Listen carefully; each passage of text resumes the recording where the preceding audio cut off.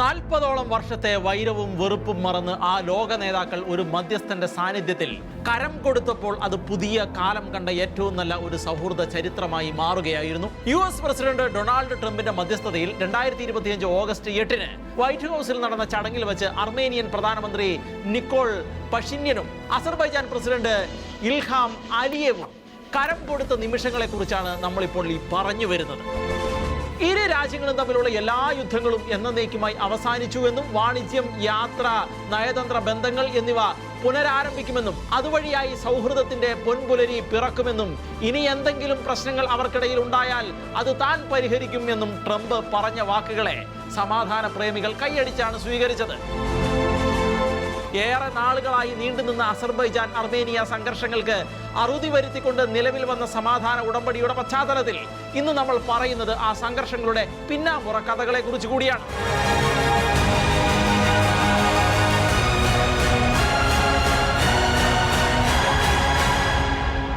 അസർബൈജാനും അർമേനിയയും തമ്മിലുള്ള പ്രശ്നങ്ങളിലേക്ക് കടക്കുന്നതിന് മുൻപ് ഇരു രാജ്യങ്ങളുടെയും സാംസ്കാരികവും മതപരവും ഭൂമിശാസ്ത്രപരവുമായ പൈതൃകങ്ങളെ കുറിച്ച് നമുക്ക് ഒന്ന് പറഞ്ഞു വെക്കാം. അർമേനിയ ഒരു ക്രൈസ്തവ രാജ്യമാണ്. അസർബൈജാൻ ഒരു മുസ്ലിം രാജ്യവും. ലോകത്ത് ക്രിസ്തുമതം ഔദ്യോഗികമായി സ്വീകരിച്ച ആദ്യ രാജ്യമാണ് അർമേനിയ. AD 301 രാജാവ് തിരിദാത്തസ് മൂന്നാമനാണ് ക്രിസ്തുമതത്തെ രാജ്യത്തിന്റെ ഔദ്യോഗിക മതമായി പ്രഖ്യാപിച്ചത്. അർമേനിയ ദക്ഷിണ കോക്കസസ് മേഖലയെ ഒരു ചെറിയ രാജ്യമാണ്. വടക്ക് ജോർജിയ, കിഴക്ക് അസർബൈജാൻ, തെക്ക് ഇറാൻ, പടിഞ്ഞാറ് തുർക്കി എന്നീ രാജ്യങ്ങളാൽ ചുറ്റപ്പെട്ടിരിക്കുന്ന അർമേനിയ കടൽ തീരമില്ലാത്ത രാജ്യമാണ്. എങ്കിലും മലകളും താഴ്വരകളും തടാകങ്ങളും ചേർന്ന പ്രകൃതി സൗന്ദര്യം കൊണ്ട് അനുഗ്രഹിക്കപ്പെട്ട ഒരു രാജ്യമാണ്. ലോകത്തിലെ ഏറ്റവും പഴയ സംസ്കാരങ്ങൾ വളർന്നു വന്ന പ്രദേശങ്ങളിൽ ഒന്നായി അർമേനിയ ചരിത്രത്തിൽ ഇടം പിടിച്ചിട്ടുമുണ്ട്.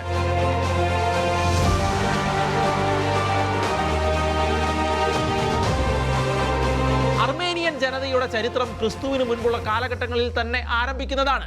ക്രിസ്തുവിന് മുൻപ് 6-ാം നൂറ്റാണ്ടോടെ അർമേനിയൻ രാജ്യത്തിന് ശക്തമായ രാഷ്ട്രീയ നിലപാട് ലഭിച്ചിരുന്നു. പിന്നീടുള്ള നൂറ്റാണ്ടുകളിൽ Persian, Greek, Roman, Byzantine, Arab, Ottoman സാമ്രാജ്യങ്ങൾക്ക് കീഴിൽ വന്നിരുന്നു എങ്കിലും അർമേനിയൻ ജനതയുടെ മതവും സംസ്കാരവും അവരെ സവിശേഷമായ വിധത്തിൽ മാറ്റി നിർത്തിയിരുന്നു. ചരിത്രത്തിൽ എന്നും അർമേനിയയുടെ സംസ്കാരം അതിന്റെ മതപരവും സാഹിത്യപരവുമായ പൈതൃകത്തിലൂടെ വിഖ്യാതമാണ്. നിരവധി പുരാതനമായ പള്ളികളും മഠങ്ങളും സ്മാരകങ്ങളുമുള്ള സാംസ്കാരിക ഭൂമികയാണ് അർമേനിയ. യുനെസ്കോയുടെ ലോക പൈതൃക പട്ടികയിൽ അർമേനിയയുടെ പല സ്മാരകങ്ങളും ഉൾപ്പെട്ടിട്ടുണ്ട്. ദശാബ്ദങ്ങളോളം സോവിയറ്റ് യൂണിയന്റെ ഭാഗമായിരുന്ന അർമേനിയ 1991 സ്വാതന്ത്ര്യം നേടിയത്. ഇനി അസർബൈജാനെ കുറിച്ച് കൂടി കുറച്ച് പറയാം. അർമേനിയയെ പോലെ തന്നെ ദക്ഷിണ കോക്കസസ് മേഖലയിലെ ഒരു രാഷ്ട്രമാണ് അസർബൈജാനും. കിഴക്ക് കാസ്പിയൻ കടൽ, വടക്ക് റഷ്യ, തെക്ക് പടിഞ്ഞാറ് ജോർജിയ, പടിഞ്ഞാറ് അർമേനിയ, തെക്ക് ഇറാൻ എന്നിവയാണ് ഇതിന്റെ അതിർത്തികൾ. എണ്ണയും പ്രകൃതിവാതകവും അസർബൈജാന്റെ സാമ്പത്തിക അടിത്തറയാണ്. അതിനാൽ ഇത് തീയുടെ നാട് എന്ന പേരിലും അറിയപ്പെടുന്നുണ്ട്. പേർഷ്യൻ സാമ്രാജ്യം, അറബ് ഖാലിഫേറ്റ്, മംഗോളിയൻ അധിനിവേശം, റഷ്യൻ സാമ്രാജ്യം തുടങ്ങിയവയുടെ സ്വാധീനമുള്ള രാജ്യമാണ് അസർബൈജാൻ എന്ന് പറയുന്നത്. 1918 അസർബൈജാൻ ജനാധിപത്യ റിപ്പബ്ലിക് രൂപീകരിക്കപ്പെട്ടു. എന്നാൽ 1920 സോവിയറ്റ് യൂണിയന്റെ ഭാഗമായി. 1991 സോവിയറ്റ് യൂണിയൻ പിരിഞ്ഞതോടെ അസർബൈജാൻ അങ്ങനെ സ്വാതന്ത്ര്യം നേടുകയും ചെയ്തു. ഈ ഭൂമിശാസ്ത്രപരമായ വിവരണത്തിൽ നിന്നും ചരിത്രത്തിൽ നിന്നും ഇരു രാജ്യങ്ങളുടെയും പ്രത്യേകതയും അവ ഒരു കാലത്ത് സോവിയറ്റ് യൂണിയന്റെ ഭാഗമായിരുന്നുവെന്ന് നമുക്ക് മനസ്സിലാക്കിയെടുക്കാം. അതുകൊണ്ട് തന്നെ സോവിയറ്റ് യൂണിയന്റെ വിഘടനത്തോടെ 20-ാം നൂറ്റാണ്ടിന്റെ അവസാനമാണ് ഇരു രാജ്യങ്ങളും തമ്മിലുള്ള സംഘർഷങ്ങൾക്ക് തുടക്കം കുറിക്കപ്പെടുന്നത്.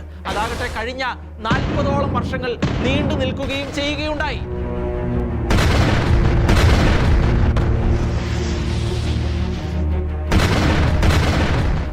1988 ആരംഭിച്ച നഗോർണോ കരബാക്ക് മേഖലയെ സംബന്ധിച്ച അവകാശവാദമാണ് ഇരു രാജ്യങ്ങളെയും ഭീകരമായ യുദ്ധത്തിലേക്ക് നയിച്ചത്.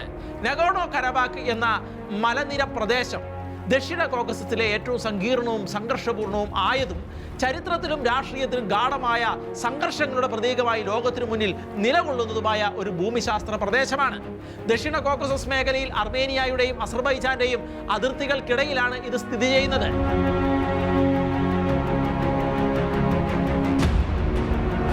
അതുകൊണ്ട് തന്നെ ഈ ഭൂപ്രദേശം ചരിത്രപരമായും സാംസ്കാരികപരമായും വിവാദങ്ങളുടെ കേന്ദ്രബിന്ദുവായി മാറിയിട്ടുണ്ട്. പ്രാചീന കാലം മുതൽ വിവിധ സാമ്രാജ്യങ്ങളുടെ അധീനതയിൽ നിന്നിരുന്ന നഗോണോ കരബാക്ക് ജനവിഭാഗങ്ങളുടെ സാംസ്കാരിക വൈവിധ്യവും മതപാരമ്പര്യങ്ങളും ചേർന്ന് സവിശേഷമായ ഒരു ഭൂപ്രദേശം ആയിരുന്നു ഇവിടം. ക്രൈസ്തവ വിശ്വാസം സ്വീകരിച്ച അർമേനിയക്കാരും ഇസ്ലാം സംസ്കാര പാരമ്പര്യമുള്ള അസർബൈജാനികളും ഈ പ്രദേശം അവരുടെ ജീവിതത്തിന്റെ ഭാഗമായി കണക്കാക്കി പോരുന്നുണ്ട്. സോവിയറ്റ് കാലത്ത് ഇത് അസർബൈജാനിലെ സ്വയംഭരണ മേഖലയായി ഉൾപ്പെടുത്തി. സോവിയറ്റ് യൂണിയൻ തകർന്നു തുടങ്ങുന്നതിന്റെ ലക്ഷണങ്ങൾ കണ്ടു തുടങ്ങിയ 1980 കാലഘട്ടങ്ങളിൽ തുടങ്ങുന്നതാണ് ഈ പ്രദേശങ്ങളെ സംബന്ധിച്ചുള്ള ഇരു രാജ്യങ്ങളും തമ്മിലുള്ള സംഘർഷം. പിന്നീട് സോവിയറ്റ് യൂണിയന്റെ പതന കാലഘട്ടമായ 1988 മുതൽ 1994 വരെ ഇരു രാജ്യങ്ങളും തമ്മിൽ ഈ വിഷയത്തെ ചൊല്ലി യുദ്ധം നടക്കുകയുണ്ടായി. 1990കളിൽ അത് രൂക്ഷമായി മാറി. ഇരു രാജ്യങ്ങളും തമ്മിൽ പരസ്പരം ഈ പ്രദേശത്തിനു വേണ്ടി വലിയ യുദ്ധം നടത്തി. ചരിത്രപരമായി ക്രിസ്ത്യൻ അർമേനിയൻ ജനങ്ങൾ ഭൂരിപക്ഷമായി ജീവിച്ചിരുന്ന ഈ പ്രദേശം പല നൂറ്റാണ്ടുകളിലായി സംസ്കാരപരമായും മതപരമായും അർമേനിയയുടെ ഭാഗമെന്ന തിരിച്ചറിവിൽ നിലകൊണ്ടിരുന്നതാണ്. എങ്കിലും അന്താരാഷ്ട്ര തലത്തിൽ അസർബൈജാന്റെ ഭാഗമായിട്ടാണ് കരബാക്ക് അംഗീകരിക്കപ്പെട്ടിരുന്നത്. പക്ഷേ ഭൂരിഭാഗം ജനങ്ങളും അർമേനിയൻ വംശജരായതിനാൽ അർമേനിയയുടെ രാഷ്ട്രീയ സൈനിക പിന്തുണ അവർക്കുണ്ടായിരുന്നു. 1990കളുടെ തുടക്കത്തിൽ നടന്ന ആദ്യ യുദ്ധത്തിൽ അർമേനിയൻ സേനകൾ കരബാക്കും ചുറ്റുമുള്ള 7 ജില്ലകളും പിടിച്ചെടുത്തു. അതിനുശേഷം ദീർഘകാലം ഈ പ്രദേശം സംഘർഷഭരിതമായി അങ്ങനെ തുടരുകയായിരുന്നു.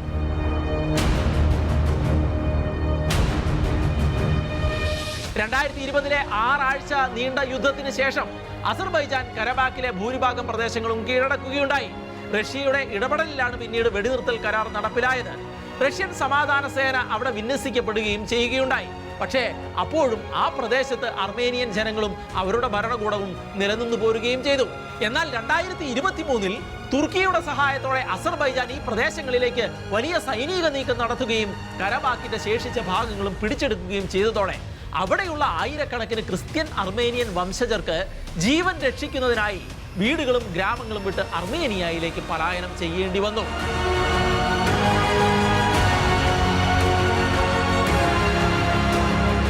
ഒരു നൂറ്റാണ്ടിന് മുൻപ് ഒട്ടോമൻ സാമ്രാജ്യത്തിന്റെ കീഴിൽ നടന്ന അർമേനിയൻ വംശഹത്യയുടെ വേദനയെ അനുസ്മരിപ്പിക്കുന്ന തരത്തിലുള്ള വൻ അഭയാർത്ഥി പ്രവാഹത്തിനായിരുന്നു അത് തുടക്കം കുറിച്ചത്. കുടുംബങ്ങൾ സ്വന്തം വീടുകൾ വിട്ട് കയ്യിൽ കൊള്ളാവുന്ന വിധത്തിലുള്ള സാധന സാമഗ്രികളുമായി സുരക്ഷിതമായി വഴി തേടി പലായനം ചെയ്യുന്ന കാഴ്ചകളായിരുന്നു പിന്നീട് ലോകം കണ്ടത്. അവരെ സംബന്ധിച്ച് പൂർവികർ താമസിച്ചിരുന്ന ഗ്രാമങ്ങൾ, ആരാധനാലയങ്ങൾ, ശ്മശാനങ്ങൾ, പൈതൃക കേന്ദ്രങ്ങൾ എന്നിവ വിട്ട് ഓടിപ്പോകുന്നത് ഹൃദയഭേദകമായ അനുഭവമായിരുന്നു. അർമേനിയൻ വംശഹത്യയെക്കുറിച്ച് കൂടി നമ്മൾ ഇവിടെ സൂചിപ്പിക്കേണ്ടതുണ്ട്. എന്താണ് അർമേനിയൻ വംശഹത്യ എന്നുകൂടി ഇവിടെ പറഞ്ഞു വെക്കേണ്ടതുണ്ട്. എങ്കിൽ മാത്രമേ അർമേനിയൻ അഭയാർത്ഥി പ്രവാഹത്തിന്റെ തീവ്രതയും തീഷ്ണതയും കുറെ കൂടി വ്യക്തമായി നമുക്ക് മനസ്സിലാവുകയുള്ളൂ. ഒട്ടോമൻ സാമ്രാജ്യത്തിന്റെ അവസാന കാല ചരിത്രത്തിലെ ഏറ്റവും ഭയാനകവും രക്തരൂക്ഷിതവുമായ അധ്യായങ്ങളിൽ ഒന്നാണ് 1915 ആരംഭിച്ച അർമേനിയൻ വംശഹത്യ. അർമേനിയൻ വംശജരായ പുരുഷന്മാർ, സ്ത്രീകൾ, കുട്ടികൾ, വയോധികർ തുടങ്ങി ലക്ഷക്കണക്കിന് ആളുകളെ കൊന്നൊടുക്കുകയും പലായനത്തിലേക്ക് നയിക്കുകയും ചെയ്ത പ്രസ്തുത സംഭവം 20ാം നൂറ്റാണ്ടിലെ ആദ്യത്തെ ഏറ്റവും വലിയ വംശഹത്യയായിട്ടാണ് വിശേഷിപ്പിക്കപ്പെടുന്നത്. ഒട്ടോമൻ സാമ്രാജ്യത്തിൽ നൂറ്റാണ്ടുകളായി താമസിച്ചിരുന്ന അർമേനിയക്കാർ ക്രിസ്ത്യൻ മതവിശ്വാസികളായിരുന്നു. എന്നാൽ സാമ്രാജ്യത്തിന്റെ ഭൂരിഭാഗവും മുസ്ലിങ്ങൾ ആയിരുന്നു, പ്രത്യേകിച്ച് തുർക്കി വംശജർ. രാഷ്ട്രീയ അസ്ഥിരത, ദേശീയതയുടെ ഉയർച്ച, സാമ്പത്തിക സമ്മർദ്ദങ്ങൾ, യൂറോപ്യൻ ശക്തികളുടെ ഇടപെടൽ എന്നിവയെല്ലാം ചേർന്ന് അർമേനിയൻ ക്രൈസ്തവർക്ക് നേരെ വളരെ വലിയ തോതിലുള്ള വിദ്വേഷം ഒട്ടോമൻ സാമ്രാജ്യത്തിന് ഉള്ളിൽ വളർന്നു വന്നു. 1ാം ലോക മഹായുദ്ധം ആരംഭിക്കുന്ന കാലത്ത് ഒട്ടോമൻ ഭരണകൂടം ജർമ്മനിയുടെ കൂട്ടാളിയായി റഷ്യക്കെതിരെ യുദ്ധം ചെയ്യുകയായിരുന്നു. യുദ്ധഭൂമിയായിരുന്ന കിഴക്കൻ അനറ്റോളിയയിൽ വലിയ അർമേനിയൻ ജനവാസമുണ്ടായിരുന്നു.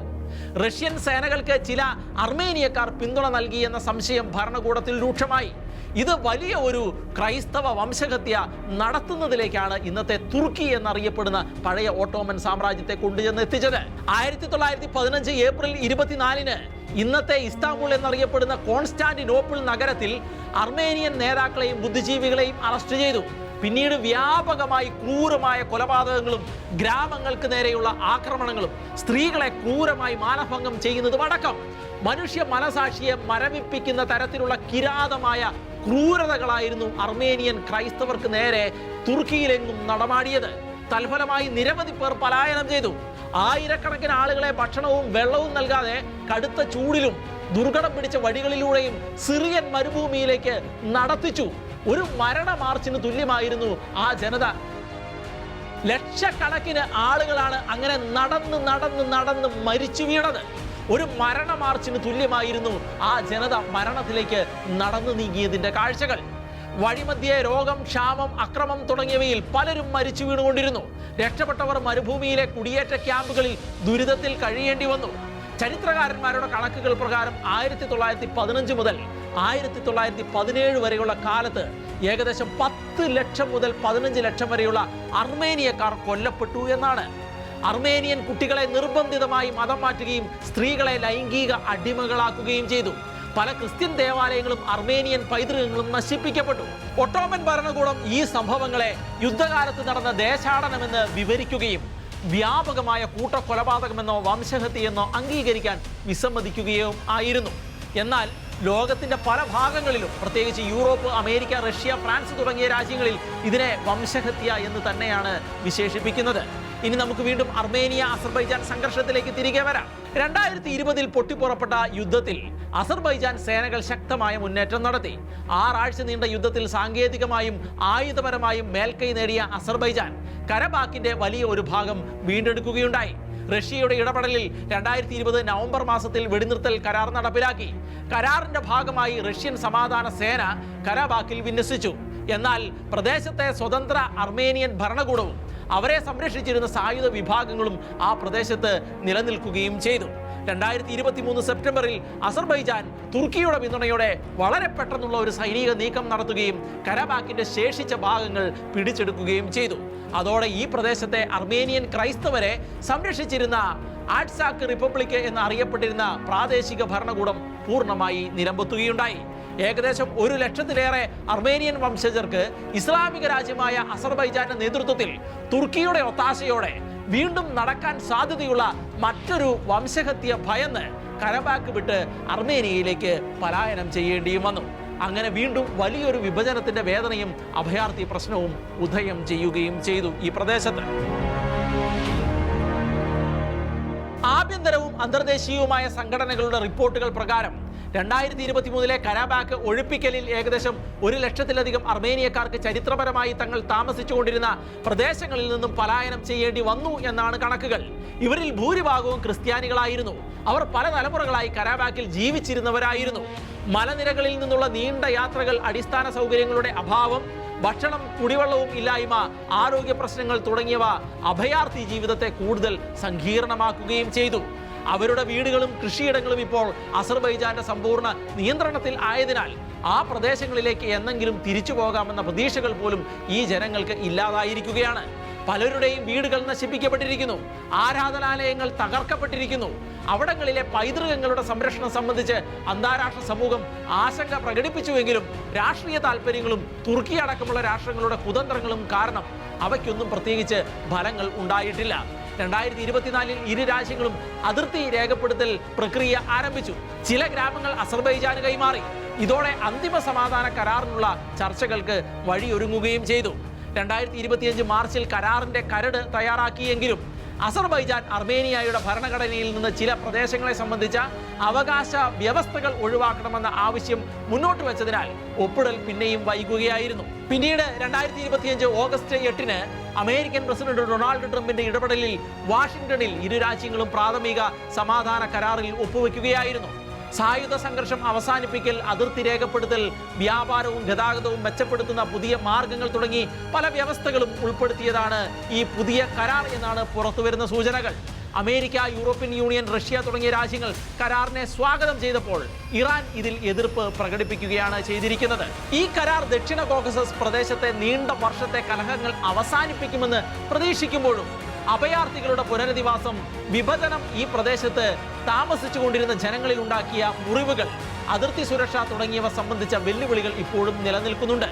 ക്രിസ്ത്യൻ അഭയാർത്ഥികൾക്ക് ഒരു പുതിയ ജീവിതം ആരംഭിക്കുന്നത് വളരെ വലിയ വെല്ലുവിളിയാണെന്നാണ് നിലവിലുള്ള സൂചനകൾ വ്യക്തമാക്കുന്നത്. അർമേനിയൻ സർക്കാർ അവരെ സ്വീകരിച്ച് താൽക്കാലിക താമസ സൗകര്യങ്ങളും സഹായങ്ങളും ഒരുക്കാൻ ശ്രമിച്ചുവെങ്കിലും സാമ്പത്തിക സാമൂഹിക സമ്മർദ്ദങ്ങൾ കാരണം എല്ലാ ആവശ്യങ്ങളും നിറവേറ്റാൻ കഴിയാത്ത സാഹചര്യമാണ് നിലവിലുള്ളത്. തൊഴിൽ, വിദ്യാഭ്യാസം, ആരോഗ്യ പരിപാലനം എല്ലാം അവർക്ക് സ്വന്തമാക്കേണ്ടതുണ്ട്. ഇരു നേതാക്കളും ഒപ്പുവെച്ച കരാർ അസർബൈജാനിൽ ഇതൊരു ചരിത്ര വിജയം എന്ന നിലയിലാണ് ആഘോഷിക്കപ്പെട്ടത്. പക്ഷേ അർമേനിയയിൽ കരാർ ചില വിഭാഗങ്ങളിൽ ആശ്വാസവും മറ്റുള്ളവരിൽ നിരാശയുമാണ് ഉണ്ടാക്കിയിരിക്കുന്നത്. കരബാക്ക് നഷ്ടപ്പെടുന്നത് ദേശീയ വികാരത്തിൽ ആഴത്തിലുള്ള മുറിവായാണ് നിലനിൽക്കുന്നത്. പലർക്കും കരാർ സമ്മർദ്ദത്തിൽ ഒപ്പുവെച്ച ഒരു നിർബന്ധിത നീക്കമാണ് എന്ന തോന്നലാണ് ഉളവായിരിക്കുന്നത്. എന്നാൽ ദീർഘകാലമായുള്ള ഒരു യുദ്ധ അവസ്ഥ അവസാനിപ്പിച്ച് സാമ്പത്തികവും സാമൂഹികവുമായ സ്ഥിരത നേടുക എന്ന ലക്ഷ്യത്തിൽ നിന്നാണ് സർക്കാർ കരാറിനെ അനുകൂലിച്ചത് എന്നുള്ള റിപ്പോർട്ടുകളാണ് അർമേനിയയിൽ നിന്നും പുറത്തു വരുന്നത്. അന്താരാഷ്ട്ര സഹായവും വികസന പദ്ധതികളും നേടുന്നതിന് സമാധാന കരാർ അനിവാര്യമാണെന്ന് ഒരു വിഭാഗം വാദിക്കുന്നുമുണ്ട്. കരാറിലെ പ്രധാന ഘടകങ്ങളിൽ ഒന്നായിരുന്നു അതിർത്തി രേഖപ്പെടുത്തൽ. പതിറ്റാണ്ടുകളായി സംശയത്തിന്റെയും സംഘർഷത്തിന്റെയും ഉറവിടമായിരുന്ന അതിർത്തി അന്താരാഷ്ട്ര നിരീക്ഷകരുടെ സാന്നിധ്യത്തിൽ പുതിയതായി അടയാളപ്പെടുത്താൻ ശ്രമിച്ചു. ചില പ്രദേശങ്ങൾ കൈമാറ്റം ചെയ്യുന്നതിൽ ഗ്രാമവാസികൾക്ക് ആശങ്കകൾ ഉണ്ടായിരുന്നു. ഭൂപ്രദേശങ്ങൾ നഷ്ടപ്പെടുന്നവർക്ക് നഷ്ടപരിഹാരവും പുനരധിവാസവും നൽകാനുള്ള നടപടികൾ ആരംഭിച്ചു. എന്നാൽ ഇപ്പോഴും അതിർത്തി ഗ്രാമങ്ങളിൽ കഴിയുന്നവർ ഭയപ്പാടിൽ തന്നെ തുടരുന്ന സാഹചര്യവുമുണ്ട്. സമാധാന കരാർ പ്രാബല്യത്തിൽ വന്നതോടെ വിദ്യാഭ്യാസവും വ്യാപാരവും അടക്കമുള്ള കാര്യങ്ങളിൽ ഇരു രാജ്യങ്ങളും തമ്മിൽ സഹകരണം ആരംഭിച്ചിട്ടുണ്ട് എന്നുള്ള റിപ്പോർട്ടുകളും പുറത്തു വരുന്നുണ്ട്. അർമേനിയൻ വിദ്യാർത്ഥികൾക്ക് അസർബൈജാനിൽ പഠന അവസരങ്ങൾ ഉണ്ടാക്കുകയും അസർബൈജാനിൽ നിന്നുള്ള വ്യാപാരികൾക്ക് അർമേനിയൻ വിപണികളിലേക്കുള്ള പ്രവേശനം തുടങ്ങിയ പദ്ധതികൾ ഇതിന്റെ ഭാഗമാണ്. സ്കൂളുകളിൽ ചരിത്ര പാഠ്യ പദ്ധതികൾ പുതുക്കി സമാധാന സന്ദേശം ഉൾപ്പെടുത്താൻ വിദ്യാഭ്യാസ മന്ത്രാലയങ്ങൾ തീരുമാനിച്ചിട്ടുണ്ട് എന്നുള്ള റിപ്പോർട്ടുകളും പുറത്തു വരുന്നുണ്ട്. കാര്യങ്ങൾ ഇങ്ങനെയൊക്കെ ആണ് എങ്കിലും കരാറിന്റെ ഭാവി വളരെയധികം വെല്ലുവിളികൾ നിറഞ്ഞത് തന്നെയാണ് എന്ന് വ്യക്തമാക്കുന്ന പല സൂചനകളും പുറത്തു വന്നിട്ടുണ്ട്. കരബാക്ക് പ്രദേശത്ത് നിന്ന് ഒഴിഞ്ഞുപോയ അഭയാർത്ഥികളുടെ സ്ഥിതി, അവരുടെ സ്വത്തുക്കൾ, ഈ ഭാഗങ്ങളിൽ ശേഷിക്കുന്ന സാംസ്കാരിക മത പൈതൃകങ്ങളുടെ സംരക്ഷണം എന്നീ വിഷയങ്ങൾ ഇരു രാജ്യങ്ങളിലും വലിയ ചർച്ചകൾക്കാണ് ഇപ്പോഴും വിധേയമാക്കപ്പെട്ടുകൊണ്ടിരിക്കുന്നത്. ഈ പ്രദേശങ്ങളിൽ മേലുള്ള ചരിത്രപരമായ അവകാശങ്ങൾ പൂർണ്ണമായും മറന്നുകളയാൻ ഇരു രാജ്യങ്ങളും തയ്യാറല്ല എന്നുള്ളതാണ് വാസ്തവം. ഇത് വ്യക്തമാക്കുന്ന ചില രാഷ്ട്രീയ പ്രസ്താവനകൾ കരാറിന്റെ ദീർഘകാല സ്ഥിരതകളെക്കുറിച്ചുള്ള സംശയം ഇപ്പോൾ തന്നെ സൃഷ്ടിക്കപ്പെടുന്നുണ്ട് താനും. അന്താരാഷ്ട്ര സമൂഹം, പ്രത്യേകിച്ച് അമേരിക്കയും യൂറോപ്യൻ യൂണിയനും കരാർ നടപ്പിലാക്കുന്നത് ഉറപ്പാക്കാൻ നിരീക്ഷണ സംഘങ്ങളെ നിയോഗിച്ചിട്ടുണ്ട്. സാമ്പത്തിക സഹായവും വികസന പദ്ധതികളും കരാറിലെ വ്യവസ്ഥകൾ പാലിക്കുന്നതിനെ ആശ്രയിച്ചാണ് ഇവർക്ക് നൽകുന്നതും. ഇങ്ങനെയൊക്കെ പറയുമ്പോഴും സാമൂഹിക തലത്തിൽ ജനങ്ങൾ തമ്മിലുള്ള വിദ്വേഷം തീർക്കുക അത്ര എളുപ്പമല്ല. ദീർഘകാല കലാപവും യുദ്ധവും തലമുറകളായി പടർന്നു പിടിച്ച വിദ്വേഷവും ഇരു രാജ്യങ്ങളിലെയും ജനങ്ങളുടെ മനസ്സിൽ ആഴത്തിൽ പറ്റിപ്പിടിച്ചിരിക്കുന്നുണ്ട്. കരാർ നടപ്പാകുന്ന രീതിയും അതിലൂടെ വരുന്ന സാമ്പത്തിക പുരോഗതിയും അടുത്ത വർഷങ്ങളിൽ ജനങ്ങളുടെ സമീപനത്തെ സ്വാധീനിച്ചേക്കാം. സ്ഥിരമായ സമാധാനം നിലനിൽക്കാൻ രാഷ്ട്രീയ നേട്ടങ്ങൾ മാത്രമല്ല, സാധാരണ ജനങ്ങളുടെ ജീവിത നിലവാരം മെച്ചപ്പെടുത്തുകയും ഭയത്തിന് പകരം ഇരു വിഭാഗങ്ങളും തമ്മിൽ വിശ്വാസം വളരുകയും വേണം. സമാധാന കരാറിൽ ഒപ്പുവെച്ചുവെങ്കിലും ഇരു രാജ്യങ്ങളും തമ്മിലുള്ള കരാറിന്റെ കൂടുതൽ വിവരങ്ങളോ നിയമപരമായ സാധുതയോ പുറത്തു വന്നിട്ടില്ല. അസർബൈജാന്റെ തുർക്കിയോട് ചേർന്ന് കിടക്കുന്ന അവരുടെ തന്നെ മറ്റൊരു പ്രദേശമായ നഖ്ചിയുമായി ബന്ധിപ്പിക്കുന്നതിന് അർമേനിയയിലൂടെ ഒരു ഗതാഗത ഇടനാഴി സ്ഥാപിക്കുന്നത് കരാറിൽ ഉൾപ്പെടുത്തിയതായി ട്രംപ് വ്യക്തമാക്കിയിട്ടുണ്ട്. Route for international peace and prosperity എന്ന് പേരിട്ടിരിക്കുന്ന ഇടനാഴിയുടെ അവകാശങ്ങൾ അമേരിക്കയ്ക്ക് ആയിരിക്കുമെന്നാണ് നിലവിലുള്ള അനുമാനം. അസർബൈജാൻ അർമേനിയ സമാധാന കരാറിന്റെ പേരിൽ ട്രംപ് ലോകശ്രദ്ധ പിടിച്ചുപറ്റിയെങ്കിലും ഈ സമാധാന കരാർ ക്ഷീണം വരുത്തിയിരിക്കുന്നത് റഷ്യക്ക് തന്നെയാണ്. റഷ്യ അതിനോട് അനുബന്ധിച്ചുള്ള പ്രതികരണങ്ങൾ നടത്തുകയും ചെയ്തിട്ടുണ്ട്. റഷ്യ ആരോപിക്കുന്നത് തുർക്കിക്കാണ് ഇതിലൂടെ ഏറ്റവും വലിയ നേട്ടം ഉണ്ടായിരിക്കുന്നത് എന്നുള്ളത് തന്നെയാണ്. തങ്ങളുടെ സ്വാധീന വലയത്തിൽ ഉള്ളിലെന്ന് കണക്കാക്കപ്പെടുന്ന രാജ്യങ്ങൾ തമ്മിൽ സമാധാനം നടപ്പാക്കാൻ അമേരിക്കയ്ക്ക് സാധിച്ചത് റഷ്യക്ക് കനത്ത തിരിച്ചടി കൂടിയാണ്. പക്ഷേ കുവൈത്ത്, ഖത്തർ തുടങ്ങിയ അറബ് രാജ്യങ്ങൾ ഈ സമാധാന കരാറിൽ സന്തോഷം പ്രകടിപ്പിക്കുകയും ട്രംപിനെ അഭിനന്ദിക്കുകയും ചെയ്തു എന്നുള്ളതാണ് മറ്റൊരു വസ്തുത. ട്രംപിന്റെ മാധ്യസ്ഥത അദ്ദേഹത്തിന് സമാധാനത്തിനുള്ള നൊബേൽ സമ്മാനം നേടിക്കൊടുക്കും എന്നാണ് അർമേനിയ, അസർബൈജാൻ നേതാക്കന്മാർ മാധ്യമങ്ങളോട് പ്രതികരിച്ചത്. അസർബൈജാൻ പ്രസിഡന്റ് അർമേനിയയ്ക്കൊപ്പം ട്രംപിനുള്ള സമാധാനത്തിനുള്ള നോമിനേഷന് പിന്തുണ നൽകി ഇതിനകം കത്തയച്ചിട്ടുമുണ്ട്. ഇസ്രായേലും പാകിസ്ഥാനും കംബോഡിയയും നേരത്തെ തന്നെ ട്രംപിന് സമാധാനത്തിനുള്ള നൊബേൽ സമ്മാനം നൽകണമെന്ന് ശുപാർശ ചെയ്തിരുന്നു. ഇതിനു പുറമെ അർമേനിയയും അസർബൈജാനും കൂടിയാകുമ്പോൾ ട്രംപിനെ ഇക്കാര്യത്തിൽ പിന്തുണയ്ക്കുന്ന രാജ്യങ്ങളുടെ എണ്ണം 5 വർദ്ധിച്ചിരിക്കുകയാണ്. ആഗോള സമാധാനത്തിന്റെ ദൂതനായിട്ടാണ് ഇപ്പോൾ ട്രംപിനെ മാധ്യമങ്ങൾ വിശേഷിപ്പിക്കുന്നത്. റഷ്യ ഉക്രൈൻ യുദ്ധം അവസാനിപ്പിക്കാനും ട്രംപ് നീക്കങ്ങൾ നടത്തുന്നുണ്ട്. കൂടാതെ ഇന്ത്യയും പാകിസ്ഥാനും തമ്മിലുള്ള യുദ്ധ സാഹചര്യം ഒഴിവായത് തന്റെ ഇടപെടൽ മൂലമാണെന്ന് ട്രംപ് അവകാശവാദം ഉന്നയിക്കുകയും ചെയ്തിട്ടുണ്ട്. ഇതിനുശേഷമാണ് ഇപ്പോൾ അർമേനിയ അസർബൈജാൻ സംഘർഷം അവസാനിപ്പിച്ചുകൊണ്ട് ട്രംപിന്റെ മധ്യസ്ഥതയിൽ സമാധാന കരാർ ഒപ്പുവെച്ചിരിക്കുന്നത്. ചരിത്രത്തിൽ 40ഓളം വർഷം നീണ്ടുനിന്ന ഈ കലഹത്തിന്റെ അന്ത്യം, ഭൂപ്രദേശങ്ങളുടെ കൈമാറ്റം, അഭയാർത്ഥികളുടെ വേദന, അന്താരാഷ്ട്ര താൽപ്പര്യങ്ങൾ, പുതിയ ഗതാഗത വ്യാപാര സാധ്യതകൾ ഇവയെല്ലാം ചേർന്ന് അസർബൈജാനും അർമേനിയയും തമ്മിലുള്ള ബന്ധത്തിന് പുതിയ അധ്യായം രചിക്കാൻ ശ്രമിക്കുന്നു എന്നത് ഒരു നിസ്സാര കാര്യമല്ല. കരാർ ഒരു തുടക്കം മാത്രമാണ്. അതിന്റെ വിജയകരമായ ഭാവി ഇരു രാജ്യങ്ങളും ജനങ്ങളും നേതാക്കളും സമാധാനത്തെ എത്രമാത്രം വിലമതിക്കുന്നു എന്നതിന്റെ അടിസ്ഥാനത്തിലാണ്. ദക്ഷിണ കോക്കസസ് മേഖല ഇനി യുദ്ധത്തിന്റെ ഭാഷയിലല്ല, സഹകരണത്തിന്റെ ഭാഷയിൽ സംസാരിക്കുമെന്ന പ്രതീക്ഷയാണ് ലോകത്തിനുള്ളത്.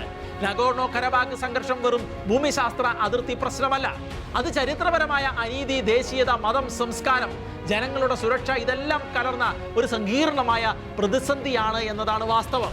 സമാധാനത്തിന്റെ വിത്തുകൾ വിതയ്ക്കാൻ ഇരു രാജ്യങ്ങളും പരസ്പര വിശ്വാസവും സഹകരണവും വളർത്തേണ്ടതുണ്ട് എന്നതാണ് ഇവിടെയുള്ള പ്രശ്നങ്ങൾക്കുള്ള ഏക പരിഹാരം.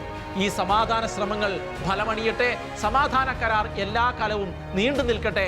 സമാധാനത്തിന്റെ വെള്ളരിപ്രാവുകൾ ആകാശത്തിന്റെ വിരിമാറിലൂടെ ലോകത്തിന്റെ അതിർത്തികളോളം പാറിപ്പറക്കട്ടെ. സമാധാന രേഖകളിൽ ഒപ്പുവെക്കുന്നതിൽ മാത്രമല്ല, അത് ജനങ്ങളുടെ മനസ്സുകളിൽ ഉറച്ചു നിൽക്കുന്നതിലാണ് വിജയത്തിന്റെ അർത്ഥം എന്ന് മറക്കാതെയും ഇരിക്കാം.